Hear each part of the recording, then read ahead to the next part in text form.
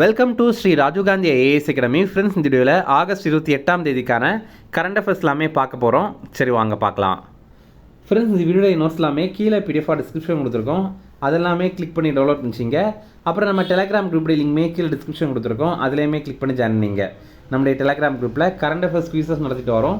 நீங்களுமே ஜாயின் பண்ணி அட்டன் பண்ணிக்கலாம். ஓகே, சரி வாங்க பார்க்கலாம். ஃபஸ்ட்டு, 18வது பிரிக்ஸ் உச்சி மாநாடு இந்தியாவில் எங்கு நடைபெற உள்ளது? ஆன்சர், புதுடெல்லி. இந்த ஆண்டு பார்த்திங்கன்னா பிரிக்ஸ் கூட்டமைப்பிற்கு நம்ம தான் தலைமை தாங்குகிறோம். அதனால் பிரிக்ஸ் சம்மந்தமான நிறைய மாநாடுகள் நம்ம இந்தியாவில் நடைபெற்றிருக்கோம். நம்ம கூட கரண்ட் அஃபேர்ஸில் பார்த்துருக்கோம். ஆனால் எல்லாத்தோடையுமே ரொம்ப ரொம்ப முக்கியமானது எது அப்படின்னா உச்சி மாநாடு அப்படிங்கிறது, சமிட் அப்படிங்கிறது. அது ஏன் முக்கியம் அப்படின்னா அதில் தான் ஒவ்வொரு நாட்டுடைய தலைவர்களும் கலந்துப்பாங்க. இப்போ ரஷ்யாலேருந்து விளாடிமிர் புதின் கலந்துப்பார். அப்புறம் சீனாலேருந்து சீனாவுடைய அதிபரான ஜி ஜின்பிங் கலந்துப்பார். இந்த மாதிரி நம்ம இந்தியாவிலேருந்து பிரதமர் மோடி கலந்துப்பாங்க. இந்த மாதிரி முக்கிய அந்த நாட்டுடைய தலைவர்களே நேரடியாக வந்து கலந்து கொள்வாங்க. அந்த மாதிரிப்பட்ட ஒரு மாநாடு தான் உச்சி மாநாடு, இங்கிலீஷில் சமிட் அப்படிங்கிறது. அதுதான் எல்லாத்தோடையும் ரொம்ப முக்கியமானது. இப்போ பார்த்திங்கன்னா டெல்லியில் பாரத் மண்டபத்தில் தான் இது நடைபெற போகுது. செப்டம்பர் 12 மற்றும் 13ஆம் தேதிகளில் இது நடைபெற போகுது. இதற்கு அவங்க ஒரு கருப்பொருளையும் வழங்கியிருக்காங்க. அது என்ன அப்படின்னா தாங்கு திறன், புத்தாக்கம், ஒத்துழைப்பு மற்றும் நிலைத்தன்மைக்காக கட்டமைத்தல் அப்படிங்கிறது தான். ஜனவரி 1 இந்த ஆண்டு அன்னைக்கு தான் இந்தியா பிரிக்ஸ் அமைப்புடைய தலைமையை ஏற்றுக்கொண்டிருந்தோம். இப்போ பிரிக்ஸ் கூட்டமைப்பில் எந்தெந்த நாடுகள் இருக்குது அப்படிங்கிறத நம்ம தெரிஞ்சுக்கலாம். 2009 இதை தொடங்கியிருந்தாங்க. அப்படி தொடங்கும்போது பிரேசில், ரஷ்யா, இந்தியா மற்றும் சீனா இந்த 4 நாடுகள் இணைந்து இதை தொடங்கியிருந்தோம்.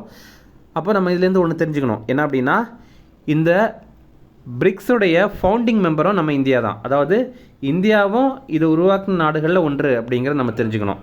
அதுக்கு அடுத்ததாக பார்த்திங்கன்னா 2011 தென்னாப்பிரிக்கா இதில் இணைந்திருந்தது. அதுக்கப்புறம் தான் இந்த பிரிக் அப்படிங்கிறது பிரிக்ஸ் அப்படின்னு அழைக்கப்பட்டது. அதுக்கு அடுத்தது இப்போ ரீசெண்டாக 2024ஆவது ஆண்டில் எகிப்து, எத்தியோப்பியா, ஈரான், ஐக்கிய அரபு அமீரகம் இவங்க எல்லாம் இணைந்திருந்தாங்க. அப்புறம் லேட்டஸ்ட்டாக 2025ஆவது ஆண்டு இந்தோனேஷியா இணைந்திருந்தது. அப்போது பிரிக்ஸ் கூட்டமைப்பில் 10வதாக இணைந்த நாடு எது அப்படின்னு கேட்டாங்கன்னா அது இந்தோனேஷியா தான். அல்லது பிரிக்ஸ் கூட்டமைப்பில் கடைசியாக இணைந்த நாடு எது அப்படின்னு கேட்டாலும் அது இந்தோனேஷியா தான். இப்போது இந்த 2026 கணக்கெடுப்பு அப்படின்னு பார்த்தாலும் பிரிக்ஸுடைய மொத்த உறுப்பினர்களுடைய எண்ணிக்கை 10ஆக தான் இருக்குது. அடுத்தது, நேபாளத்தில் திடீர் வெள்ளப்பெருக்கால் பாதிக்கப்பட்ட முக்கிய ஆறுகள் எவை? ஆன்சர், போடே கோஷி மற்றும் திரிசூலி. இப்போ பார்த்தீங்கன்னா நேபாளத்தில் திடீர் வெள்ளப்பெருக்கு ஏற்பட்டது. அதனால் முக்கியமாக இந்த 2 ஆறுகளும் பாதிக்கப்பட்டது. அதன் மூலமாக அதை சுற்றி இருக்கிற பகுதியில் இருக்கிற மக்கள் நிறைய பேர் பாதிக்கப்பட்டாங்க. பாதிக்கப்பட்ட மாவட்டங்கள் ரசுவா, நுவாகோட் மற்றும் தாடிங் அப்படிங்கிறது தான். ஃப்ரெண்ட்ஸ், நம்ம ராஜீவ் காந்தி ஐஏஎஸ் அகாடமியில் இந்த ஆண்டு நடைபெற டிஎன்பிஎஸ்சி குரூப் 1 எக்ஸாமுக்கான ஃபிலிம்ஸ் டெஸ்ட் பேட்ச் நம்ம இன்ஸ்டியூட்டில் நடத்துகிறோம். அதே மாதிரி டிஎன்பிஎஸ்சி குரூப் 2 எக்ஸாமுக்கான ஃபிலிம்ஸ் டெஸ்ட் பேட்சுமே நம்ம இன்ஸ்டியூட்டில் நடத்துகிறோம். இது ரொம்ப குறைந்த கட்டணத்தில் இதை நம்ம வழங்குகிறோம். இதில் நீங்கள் ஜாயின் பண்ணோம் அப்படின்னா ஸ்க்ரீனில் தெரிகிற இந்த வாட்ஸ்அப் நம்பருக்கு நீங்கள் வந்து மெசேஜ் பண்ணிவிட்டு அதில் தகவல்களை எல்லாம் பெற்றுட்டு நீங்கள் ஜாயின் பண்ணிக்கலாம். அடுத்தது, மிஸ் யூனிவர்ஸ் இந்தியா 2026 பட்டத்தை பெற்றவர் யார்? இதற்கான ஆன்சர், காசியா லிஸ் மேஜோ. இப்போ பார்த்தீங்கன்னா மிஸ் யூனிவர்ஸ் அப்படிங்கிற போட்டி இது ஒரு அழகி போட்டி. இதே மாதிரி மிஸ் வேர்ல்டு அப்படிங்கிற ஒரு அழகி போட்டியும் நடைபெறும். இந்த மிஸ் யூனிவர்ஸ் போட்டி இந்த ஆண்டு பார்த்திங்கன்னா அமெரிக்கா கீழே இருக்கிற ஒரு தீவான போர்ட்டோ ரிகோவில் நடைபெறுது. இதில் இந்தியா சார்பில் யார் கலந்துப்பாங்க அப்படின்னா இந்த மிஸ் யூனிவர்ஸ் இந்தியா அப்படிங்கிற போட்டியில் பட்டத்தை வெல்றவங்க தான் கலந்துப்பாங்க. அப்படி பார்க்கும்போது காசியா லிஸ் மேஜோ அப்படிங்கிறவங்க இந்த முறை கலந்துக்கிறாங்க. அடுத்தது, தமிழக சட்டப்பேரவை எவ்வித இடைவேளையுமின்றி தொடர்ந்து நடைபெற்ற அதிகபட்ச நேர அளவு என்ன?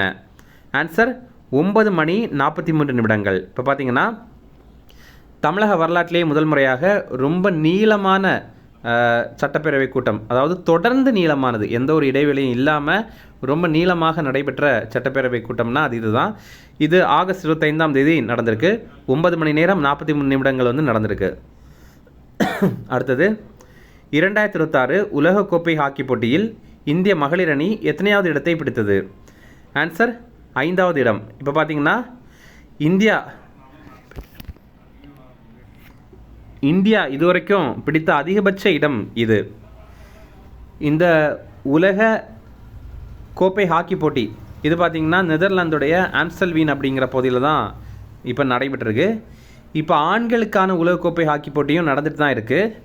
அது இப்போது கொஞ்ச நாட்களில் முடிவுக்கு வந்துடும். அப்போ யார் வெற்றி பெறாங்க அப்படிங்கிற பார்க்கலாம். அடுத்தது, இந்திய இராணுவத்திற்கு ஆண்டுதோறும் மொத்தம் எத்தனை பீரங்கி வாகனங்களை சீரமைக்க வேண்டிய தேவை உள்ளது? ஆன்சர் சுமார் 230. நம்ம இந்தியாவுக்கு பார்த்திங்க அப்படின்னா ஒவ்வொரு வருஷமும், அதாவது இந்திய ஆர்மிக்காக சுமார் 230 பீரங்கிகளை சீரமைக்க வேண்டிய தேவை இருக்குது. இதில் நம்ம ஆவடியில் இருக்கிற ஆலை மட்டும் 150 பீரங்கிகளை சீரமைக்கும். ஆனால் மீதி 80 பீரங்கிகளுக்கு சீரமைக்க முடியாத அளவு தான் இருக்குது. இதற்காக இப்போ பார்த்திங்கன்னா மத்திய பிரதேசத்தில் ஜபல்பூரில் இந்த டி பிரிவு பீரங்கி வாகனங்களை சீரமைக்கிறதுக்காக புதிய ஆலை அமைக்கிறதுக்காக அடிக்கல் நாட்டியிருக்காங்க.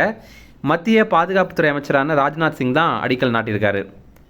இந்த ஜபல்பூரில் அமைக்கப்படுற புதிய மையம் மீதம் இருக்கிற தேவையை பூர்த்தி செய்யும். அதாவது ஆண்டுக்கு 80 பீரங்கிகளை அதனால் சீரமைக்க முடியும்.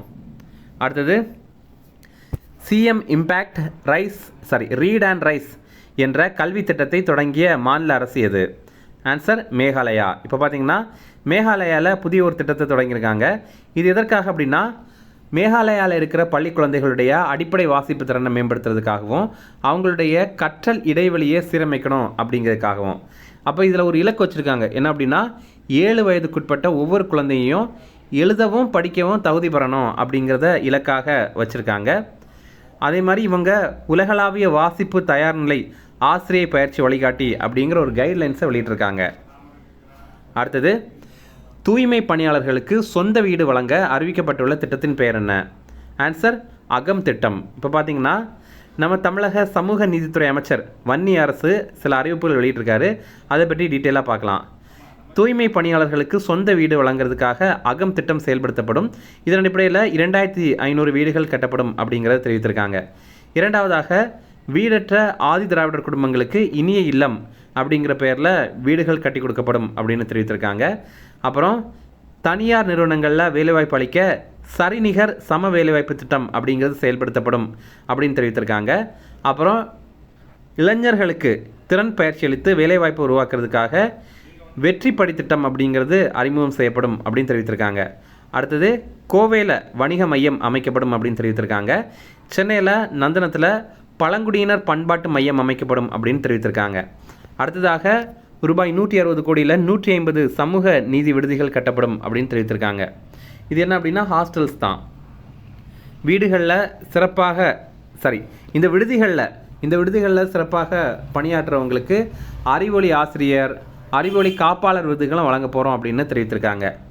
அதுக்கு அடுத்தது, ஆதிராவிடர்கள் அதிகம் இருக்கிற பகுதிகளில் 100 சமுதாய கூடங்கள் அமைக்கப்படும் அப்படின்னு தெரிவித்திருக்காங்க. இப்போ திருமண நிகழ்ச்சிக்காக இதை பயன்படுத்திக்கலாம். இதை தவிர தமிழக சிறுபான்மையினர் நலத்துறை அமைச்சரான ஏஎம் ஷாஜஹான் அவர் சில அறிவிப்புகள் வெளியிட்டிருக்காரு. அது என்னென்ன அப்படின்னு பார்க்கலாம். அரசு ஒதுக்கீட்டில் சீட்டு கிடைத்திருக்கோம்ல, அந்த மாதிரி சீட்டில் இளநிலை பட்டப்படிப்பு படிக்கிற முஸ்லீம் மாணவிகளுக்கான கல்வி கட்டணத்தை அரசே ஏற்கும் அப்படின்னு இவர் தெரிவித்திருக்காரு. அடுத்தது, 9ஆம் வகுப்புலேருந்து 10ஆம் வகுப்பு, அதாவது 9 மற்றும் 10ஆம் வகுப்பு பயில்ற முஸ்லீம் மாணவிகளுக்கு ஆண்டுதோறும் ரூபாய் 2000 வீதம் கல்வி உதவித்தொகை வழங்கப்படும் அப்படின்னு தெரிவித்திருக்காங்க.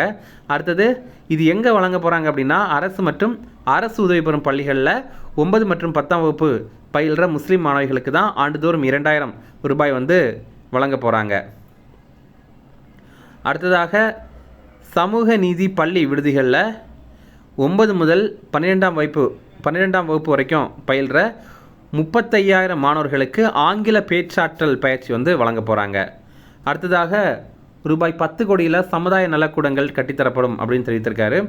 அப்புறம் இது எங்கே கட்டித்தர போகிறாங்க அப்படின்னா, சிறுபான்மையினர் அதிகம் வசிக்கிற தென்காசி, கடலூர், மயிலாடுதுறை, தூத்துக்குடி, கிருஷ்ணகிரி இந்த மாவட்டங்களில் தான். அப்புறம் தமிழ்நாடு வக்ஃபு வாரிய தலைமை அலுவலகத்திற்கு ரூபாய் 40 கோடியில் புதிய கட்டடம் கட்டப்படும் அப்படின்னு தெரிவித்திருக்காங்க. சென்னையில் சிறுபான்மையினர் மகளிர் கல்லூரி புதிதாக தொடங்கப்படும் அப்படின்னு தெரிவித்திருக்காங்க. இப்போ இதெல்லாம் வெறும் அறிவிப்புகளாக தான் இருக்குது. அதனால் நீங்கள் லைட்டாக இதை பார்த்துக்கிட்டால் போதும். இதற்கு ரொம்ப அதிகமான முக்கியத்துவம் நம்ம கொடுக்க வேண்டாம். ஜஸ்ட் நீங்கள் பார்த்து தெரிஞ்சுங்க. இனி ரிவிஷன் பார்க்கலாம். 18வது பிரிக்ஸ் உச்சி மாநாடு இந்தியாவில் எங்கு நடைபெற உள்ளது? ஆன்சர் புதுடெல்லி. அடுத்தது, நேபாளத்தில் திடீர் வெள்ளப்பெருக்கால் பாதிக்கப்பட்ட முக்கிய ஆறுகள் எவை? ஆன்சர் போடே, கோஷி மற்றும் திரிசூலி. அடுத்தது, மிஸ் யூனிவர்ஸ் இந்தியா 2026 பட்டத்தை பெற்றவர் யார்?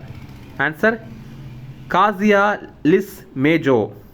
அடுத்தது, தமிழக சட்டப்பேரவை எவ்வித இடைவேளையுமின்றி தொடர்ந்து நடைபெற்ற அதிகபட்ச நேர அளவு என்ன? ஆன்சர் 9 மணி 43 நிமிடங்கள். அடுத்தது, 2026 உலகக்கோப்பை ஹாக்கி போட்டியில் இந்திய மகளிர் அணி எத்தனையாவது இடத்தை பிடித்தது? ஆன்சர் 5வது இடம். அடுத்தது, இந்திய இராணுவத்திற்கு ஆண்டுதோறும் மொத்தம் எத்தனை பீரங்கி வாகனங்களை சீரமைக்க வேண்டிய தேவை உள்ளது? ஆன்சர் சுமார் 230. அடுத்தது, CM impact read and rise என்ற கல்வி திட்டத்தை தொடங்கிய மாநில அரசு எது? ஆன்சர் மேகாலயா. அடுத்தது, தூய்மை பணியாளர்களுக்கு சொந்த வீடு வழங்க அறிவிக்கப்பட்டுள்ள திட்டத்தின் பெயர் என்ன? ஆன்சர் அகம் திட்டம்.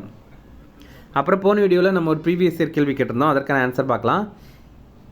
இந்திய தேசிய காங்கிரஸ் எந்த ஆண்டு அமர்வில் வரலாற்று சிறப்புமிக்க பூர்ண சுவராஜ் அறிக்கையை வெளியிட்டது? ஆன்சர் வந்து ஆப்ஷன் சி 1929 லாகூர் மாநாடு அப்படிங்கிறது தான் ஆன்சர். இதில் தான் ஜவஹர்லால் நேரு வந்து தலைவராக இருந்திருப்பார். அடுத்தது இன்றைக்கான கேள்வி. இப்போ போன வீடியோவில் நிறைய பேர் கரெக்டாக ஆன்சர் பண்ணியிருந்தீங்க, எல்லாருக்குமே வாழ்த்துக்கள். இன்றைக்கான கேள்வி, 1931ஆம் ஆண்டு கராச்சியில் நடைபெற்ற இந்திய தேசிய காங்கிரஸ் மாநாட்டில் தலைமை வகித்தவர் யார் அப்படிங்கிறது தான் கேள்வி. Option A Abul Kalam Azad, option B Vallabhbhai Patel, option C Jawaharlal Nehru, option D Sarojini. இதில் வந்து கரெக்டான ஆன்சரை வந்து கமெண்ட் பண்ணுங்கள். இது ரொம்ப ரொம்ப முக்கியமான கேள்வி, ஆனால் இது நிறைய பேருக்கு தெரியாது. உங்களுக்கு தெரியும் அப்படின்னா கமெண்ட்ஸில் சொல்லுங்கள். ஓகே, இந்த வீடியோ பிடிச்சினா கண்டிப்பாக லைக் பண்ணுங்கள். நம்மளே சேனலுக்கு சப்ஸ்கிரைப் பண்ணி வச்சுங்க, உங்கள் நண்பர்களுமே ஷேர் பண்ணுங்கள். Okay, thank you.